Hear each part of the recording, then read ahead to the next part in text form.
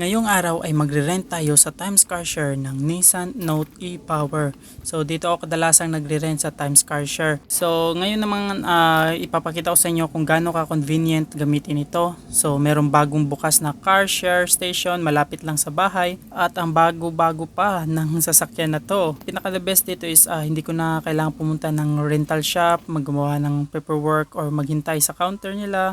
So pwede ko nang gawin ito, mag-reservation, maghanap or mag-unlock gamit lang ang cellphone ko, tapos pwede mo na siyang i-drive.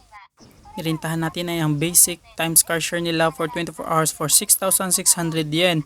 Plus meron itong 20 yen per kilometer after ng first 20 kilometers. So gumamit tayo ng 60-minute e-ticket at meron tayong 440 yen na makukuha kung gas ka or magpapa-car wash.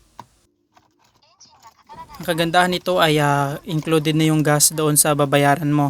So hindi ka na magwo-worry sa mga dagdag na gastos.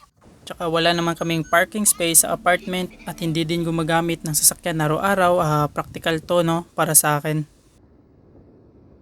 Nagre-rent lang ako kung meron kaming gala o mga trip. Tulad ngayon, pupunta kami ng Maxwell Aquarium sa Shinagawa. Tapos pupunta naman kami ng Kamakura Beach pagkatapos. Hindi ito ang unang paggamit ko ng Times Car Share. Ginamit ko na to simula nung nagka-lisensya ako dito sa Japan last year. At na-record ko rin yung pinakauna kong longest drive noong August 2025 for about 697 kilometers. Nag-travel ako mula dito sa Tokyo hanggang doon sa pinakadulo ng Ibaraki hanggang sa Tochigi. So bibigyan kayo ng record, no, kung gaano kahaba yung drive mo, yung speed mo, no, yung pinaka top speed, tsaka yung pagka sudden brake na ginagawa mo. Meron din siyang kasamang mga perks at mga iba-ibang membership stages kung lagi mo siyang ginagamit. So marami kang benefits na mai-enjoy.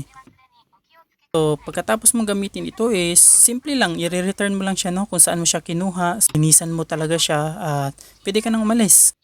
Lagi lang tandaan na yung sasakyan ito ay hindi sa atin. Kailangan na siyang alagaan tsaka panatiling malinis para sa susunod na gagamit nito. So yun lang po. Salamat sa panonood. Bye bye!